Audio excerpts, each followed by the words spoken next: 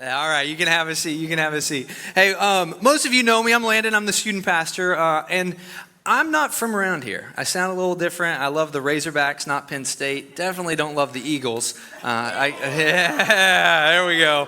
I don't love them. Not a fan, but it's okay. You guys can still find Jesus too. So no, it's fine. I'm from Arkansas. And what that means, when my wife and I, about 3 years ago, moved from Arkansas, we left our family. All right, we left our family 1,200 miles away. But what I love about these weekends, every time we step into this church, we have a surrogate family here. In fact, that word, surrogate family, that phrase, is one of the reasons that I am here. That was a prayer that Kayla and I prayed in our private prayer life. When we were looking for a place to come, God, where do you want us to serve? We prayed, God, give us a surrogate family. Who says that word? That's not common, right? And when I met Joe for the first time, Joe was like, yeah, we can be your surrogate family. And I was like, holy smokes. No, Holy Spirit, you're here. Like, that was amazing. And so every time we show up here, we feel like we have a family. And that's why I asked you for just a second to get out of your comfort zone and say hey to people during service, not at the coffee bar. Right? Because I want us to act like family. Let's get a little bit of energy, a little bit of life in this place. And so that's actually what we're going to be talking about. When we gather here, it feels a bit like a family gathering. Am I right? All right, I'm the student pastor. We could talk back when I ask you a question, not just Drew. He's a loudmouth. He likes his own voice. No, I'm kidding, Drew. Hey, if you know Drew, you know I'm telling the truth. That's fine. No, I'm kidding. Hey, when I ask you a question, what can you do? Answer me, please. I love it when you do that. So it makes me feel a little more alive and like you're actively listening. So it feels a little bit like a family gathering, am I right? Yes, it should. It should feel like a family gathering. And when I think about family gatherings, for you in your own life, where do those typically take place? When do they typically take place? Holidays, special occasions like weddings, things like that, a graduation, big important moments, family reunions. Right? They're important. They're good times. And for me and my family, because we live further away, those big family gatherings in our own life typically happen once a year, and it's at Christmas. And it's so much fun. And Christmas down in Arkansas is way different than Christmas up here because it's actually cold here. In Arkansas, like I can go duck hunting in shorts and sandals, and it's still not that cold yet. And so it's a little different, but when we gather as a family, it's just loud and chaotic and crazy, and it's so much fun. There's kids playing in the backyard, right? Throwing a baseball around or a frisbee, and we're rednecks, so we also get the shotguns out, and we're like shooting clays in our backyard. And it's so fun. The adults, what do? They sit on the porch drinking coffee, reminiscing about the good times, right? And then sometimes it gets a little crazy and you start talking politics and it's like, oh my gosh, family breakdown at the holiday. What's going on? Right? Is that just me or is that you too?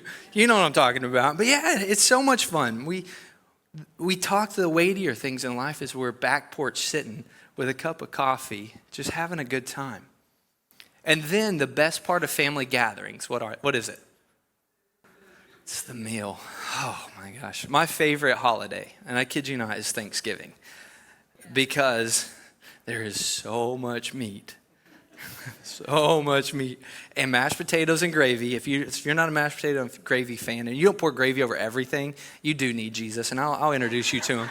The gravy goes on top of potatoes, meat, stuffing, dressing, whatever it is, bread, every bit of it needs some gravy, right? Oh, it's so good. But if I don't leave Thanksgiving meal like 3 belt sizes bigger, it wasn't a good year. Right, and at our family gatherings, right? Really, you have 2 types of cooks, and you're one of 2 of these, right? You're one of these 2. You're like my mom. My mom cooks for the exact amount of people, sometimes a little less, right? And then you have people like my mother-in-law. My mother-in-law was the opposite. There could be 1 person or 100 people, and there is going to be food for an army. Like she could literally feed the entire army with 1 meal. And it's all right. It's great. But you're one of those 2 people. And so as I think about family gatherings, I really think about this where there's so much food, there's abundance. I think of the first time I visited Kayla's family over a holiday, and there was 2 tables for meat. We had turducken. Who's had turducken before? I'm not kidding. It's amazing. It actually exists. It's not an animal, but you stick them inside. It's so good. And there was dove, and there was duck, and there was roast, and all this food. And then there was 2 tables for sides. There was a table for homemade bread, and there were like 12 tables for desserts. I'm not kidding when I say I grew 3 belt sizes. Like, this is a real thing. And we eat that meal like 12 times because there's so much food. But I love this meal. And then the other thing that stands out to me about family gatherings is there are 2 tables. What are those tables? Say that again.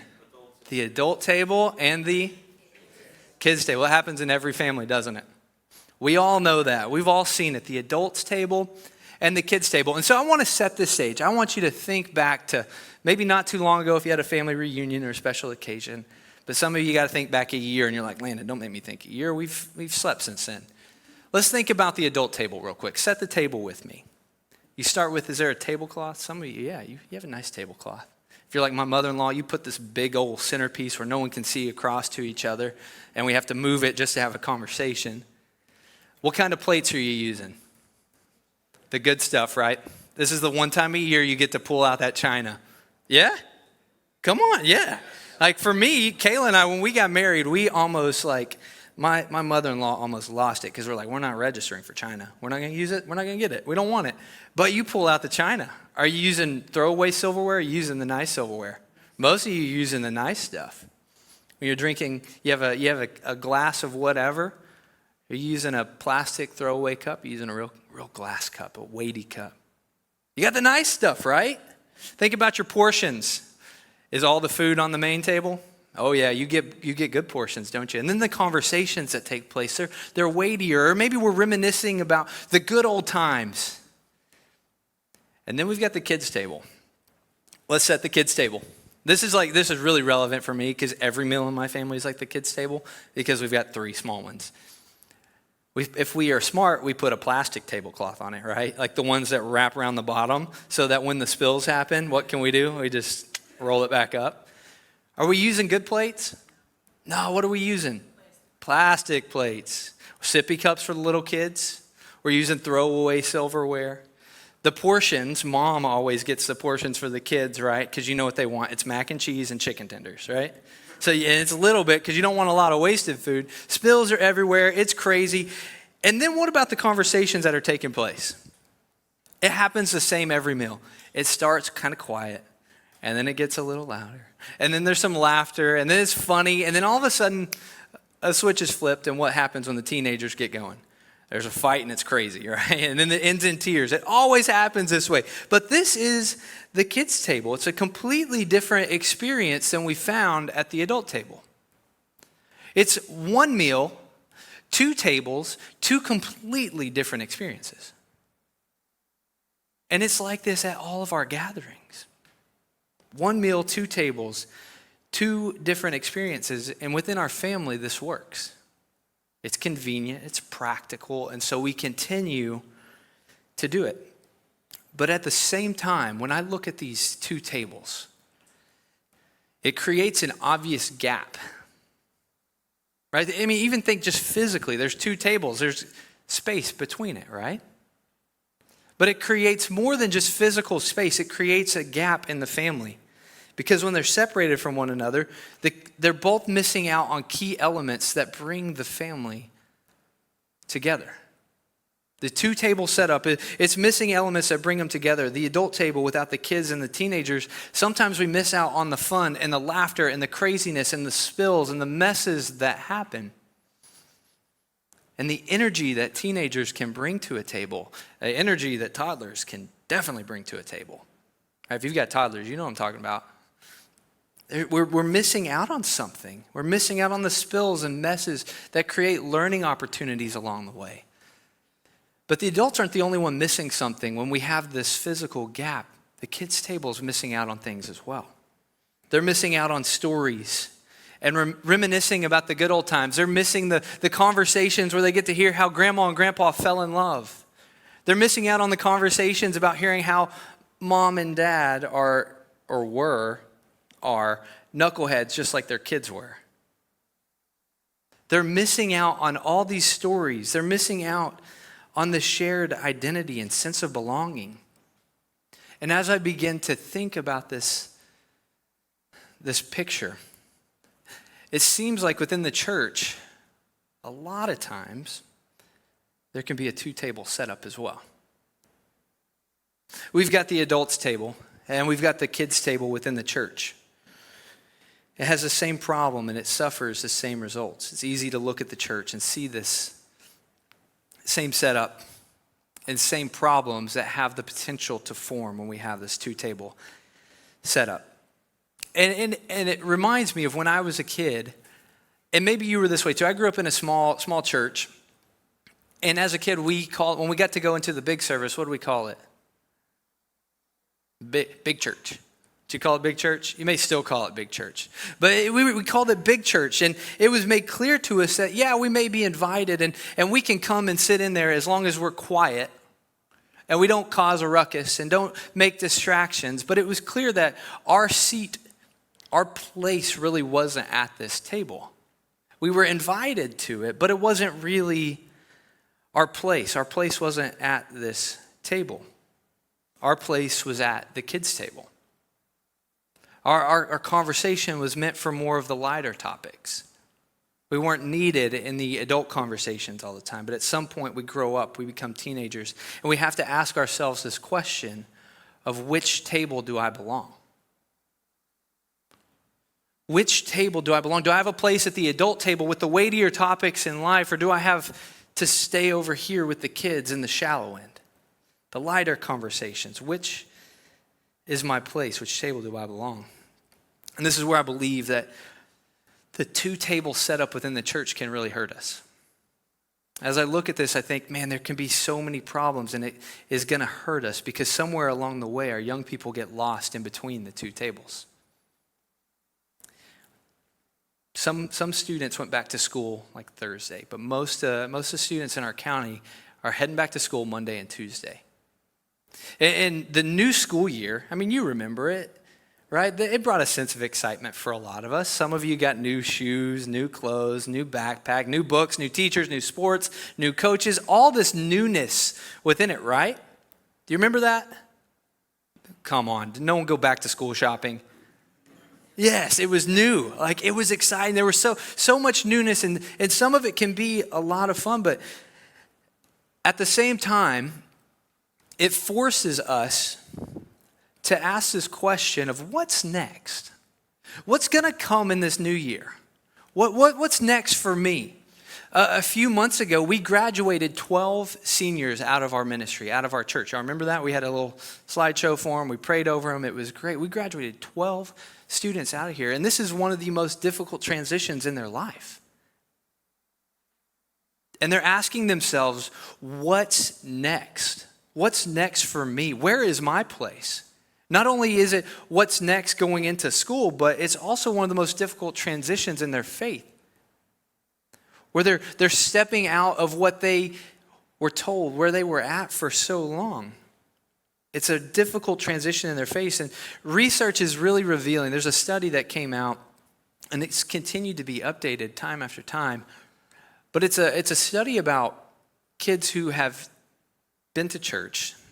They had a place within the church. Their parents brought them, but not only just to like a service like this. They were also involved in a youth group. So kids who were coming not to church just one time, but they were actively growing a little bit deeper in their faith. They were coming to youth group or serving in some way. And this number is absolutely staggering. Kids who are leaving the church at an alarming rate. Research on a conservative side, so those kids who came to church, were in youth group and serving in some capacity, are leaving the church at about 50%. That's the conservative answer. Some others say, nah, it's more like 60, and there's a growing number that are actually saying, no, it's more like 70% of students are actually leaving the church. They're walking away from their faith. And a lot of it, I think, has to do with a two-table setup within the church. It has to do with a two-table setup in the church, because what happens is kids grow out of kids ministry and youth ministry, and they're looking for a sense of belonging. They're looking to go deeper. They want a shared experience, a shared identity with the church, but when they go and check out the adult table, sometimes they feel like, I don't belong here yet. But I don't belong here anymore And so what happens when they don't feel like it's their time yet? And they feel this way. And so they don't feel like they have a place at the kids' table. And they don't feel like they have a place at the adult table. What do you do when you don't have a place at the table? You leave. Maybe you've been to a restaurant before and there's no room for you. It's booked. The wait time's an hour. What do? You leave. You leave the table, and what we're seeing is when students don't feel like they have a place at the kids' table any longer, and they don't feel quite welcomed into the adults' table, they're going to step away from the meal. That's why teenagers are leaving the church, and they're leaving their faith at an alarming rate. And when this happens, who suffers? When kids, when next gen, when young adults are leaving the table, it's not just them who suffers, is it? No. The church as a whole suffers. When our next gen, when young adults step away from their faith and step away from the church, it's not just them and their families who suffer. The church suffers because all of a sudden the church is missing out on something that it needs. It's missing out on the excitement and life and the willingness to jump in and serve in ways that some of us can't because we have kids, we have families. It's missing out on creativity and gifts and talents of young people and passion and willingness of young people. And at some point we have to ask ourselves, are the two tables actually working, or is it just practical and convenient? And I'm teaching this, I'm saying this because this is a question I'm wrestling with on what do we do? How do we make this happen? How do we stop this before it becomes an issue in our community? And I think Jesus answers this question in Mark chapter 10. And a lot of you know the story. Jesus is sitting and he's teaching to some people. And he's talking about some weightier topics in life: politics, money, divorce. Right? These would be adult table conversations, am I right? Yes, I see a couple head nods. Yeah, yes, they're weightier topics. And some parents show up. Right? And this is coming from the Landon International Version. So I'm not going to you're not going to read the scripture. You're going to hear a very good translation here from the stage, okay? So this is Landon version. And Jesus is sitting there talking about these things. Some parents come with their kids, and the kids want to run to Jesus. And what do the disciples do? Say that loud. Stop, they're shooting. No, get away, get out of here. All right, Jesus is talking. He's talking about important things. You don't have anything to add to this conversation. And what does Jesus do? He doesn't just stop them. He angrily stops them. He stops them with passion. And he's like, whoa, what do you think you guys are doing? Don't shoo these kids away. Because the kingdom that is going to be inherited is theirs. They have value. They are needed. They are needed here. You know, don't send the kids back to the kids' table. They need to hear this. They need to be involved in it. Even if they're not bringing anything to the conversation, letting this conversation fall over their ears, letting them hear how we wrestle with this ourselves. Let's let them into this conversation so they can see how we react at the adult table. It's like, you don't understand the kingdom of God. My kingdom I've come here to reveal to you is actually there, so let them in. And a little bit later, we're going to continue in the story. Jesus, way at the end of his life, he ascends into heaven, and he leaves behind a dude named Paul. And Paul is going to go a little bit deeper into this, and he's talking to the church in Corinth. And he uses a different illustration to show them this point. As he's talking to the church in Corinth, he's like, the church is like a body. You've heard this, right? 1 Corinthians, passage will be up on the screen. We're going to read this together. 1 Corinthians chapter 12, verse 20 through 25. And he's here and he's saying, look, the church is like a body. And it says, as it is, there are many parts, but one body.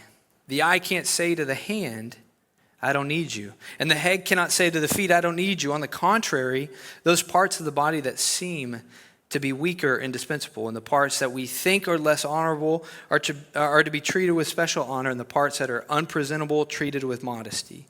with our presentable parts need no special treatment, but God has put the body together, giving greater honor to the parts that it lacked, so that there should be no division in the body, but that its parts should have equal concern for each other. So Paul is here, and he's giving us this illustration of what the church is. It's one body, many parts, and we need them all.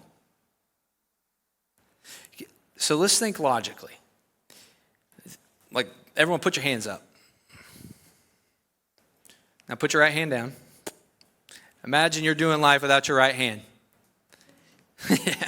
Can you do it? No, think logically. Can you live without your right hand? Yeah, you can do it. Can you still do some good things in life without your right hand?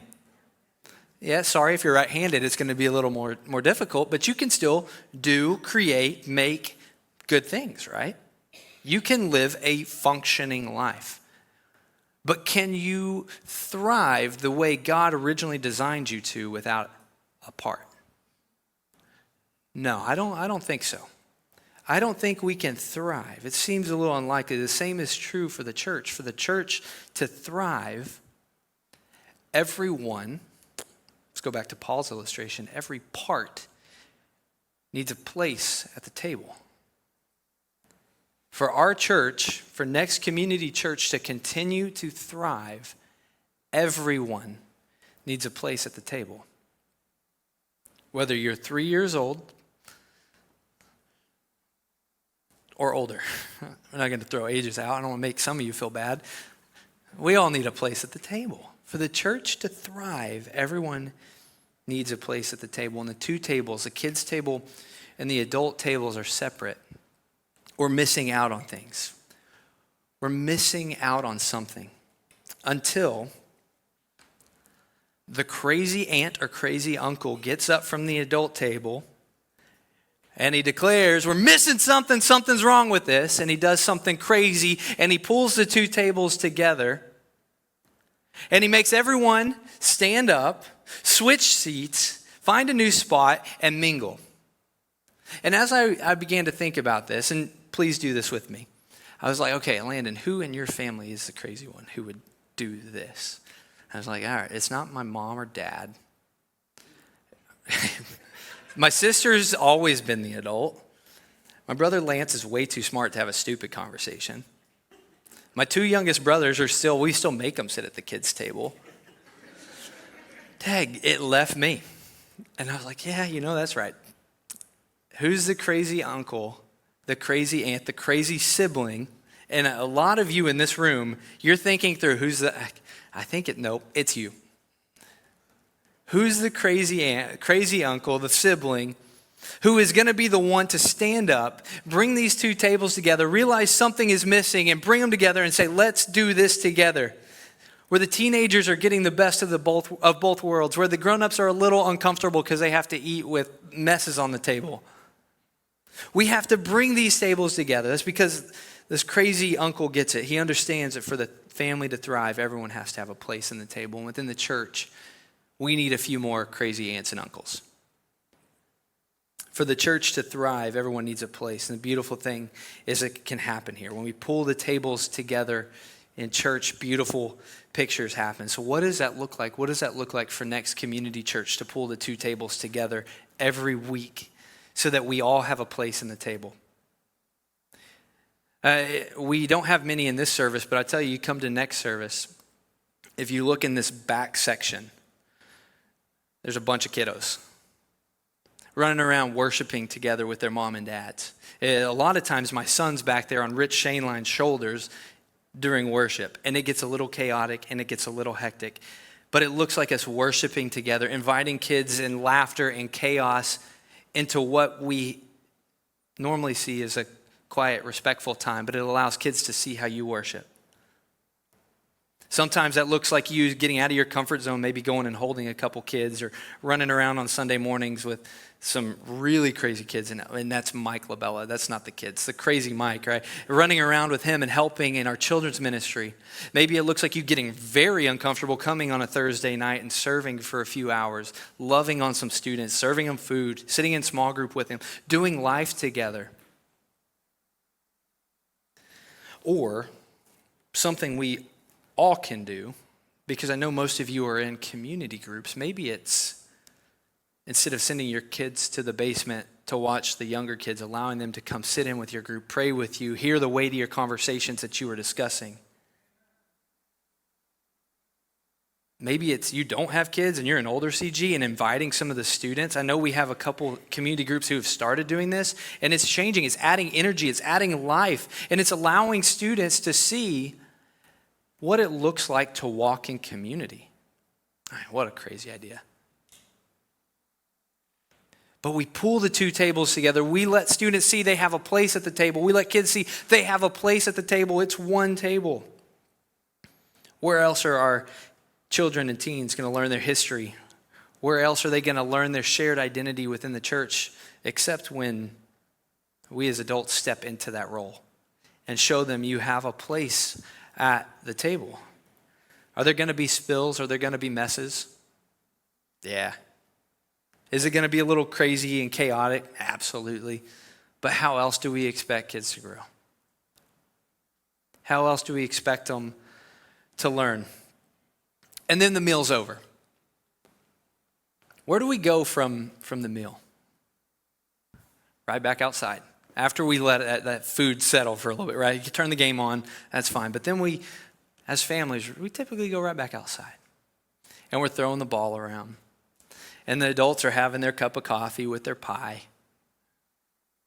And then the crazy uncle sets his coffee down and he steps onto the field with the kids and he's on the ground rolling around playing. We need a few more people in the church to set their coffee down, hang out with some kids, and show them how to do life with them on their terms.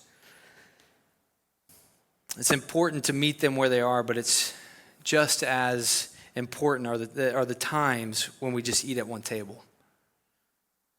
I read a statistic about 2 months ago, and it's changed the way I view discipleship. I think as a church, we've viewed discipleship poorly for a long time.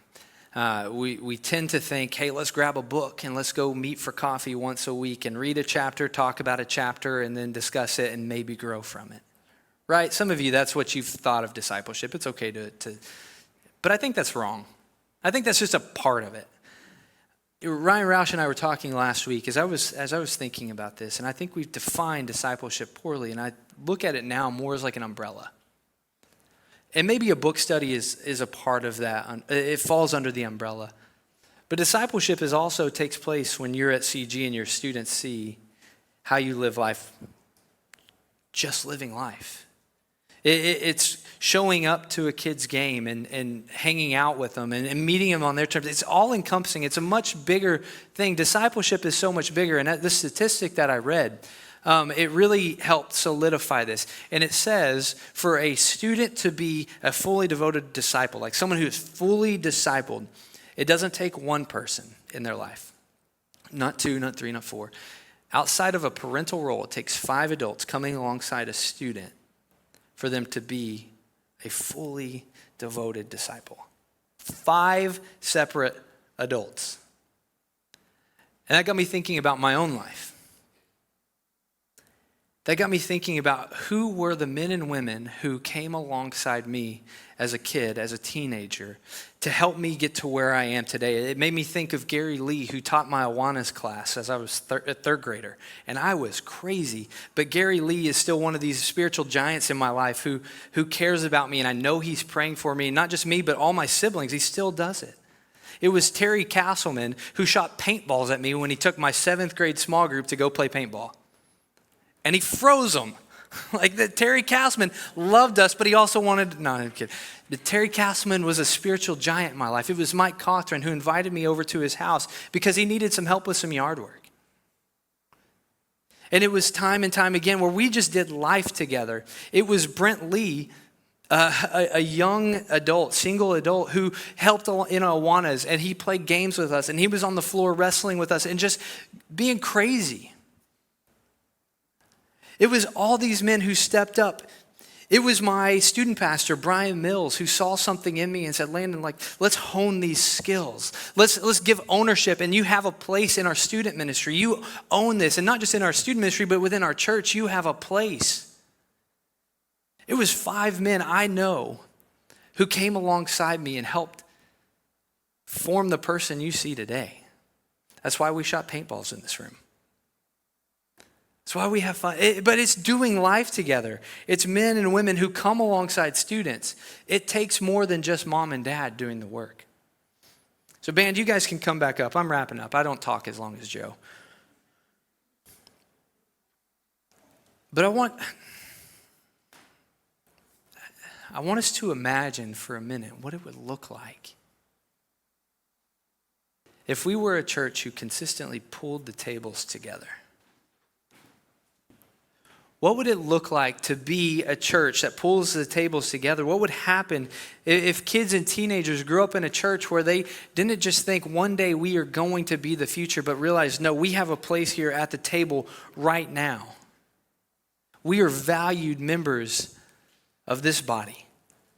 Imagine what would it look like if they stopped hearing they're the future and started hearing that they are the church, and they're given opportunities to be the church. It doesn't do enough just to tell them you are the church, but now to actually say, no, we have the opportunity to be the church by greeting with you, by serving alongside you in the nursery, by hearing that their opinions, their thoughts are valued. Imagine what would happen if we had more crazy aunts and uncles who were intentionally investing in the lives of students.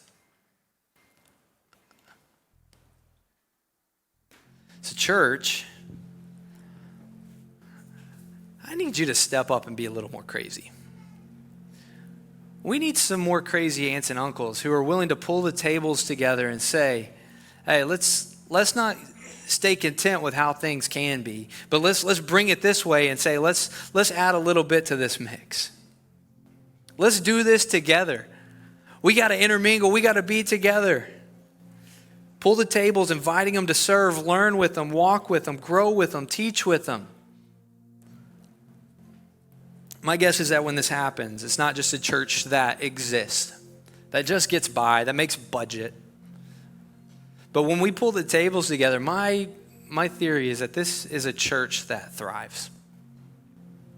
For the church to thrive, everyone needs a seat at the table. And when everyone has a place, everyone has a significant role, the greater kingdom is going to be impacted. But for that to happen, we've got to pull our tables together, because for the church to thrive, everyone needs a seat. And so my question to you, what's your role in that? How are you going to walk alongside some young adults? Bring them into your community group, serve with them in elementary, nursery, youth ministry. What are you going to do to help bring these tables together within our own community? Because we don't want to be a church that just exists. We want to be a church that thrives with everyone in here knowing that they have a seat at the table. Father, we love you. Thank you for who you are. Thank you for a church that cares about our next gen. We don't want to be a part of that statistic where we see so many people walking away, not just from the church, but from their faith completely. So, Father, I pray for men and women to continue stepping up and to start stepping up, pulling those tables together, inviting us to all have a place at the table. In your Son's name we pray. Amen.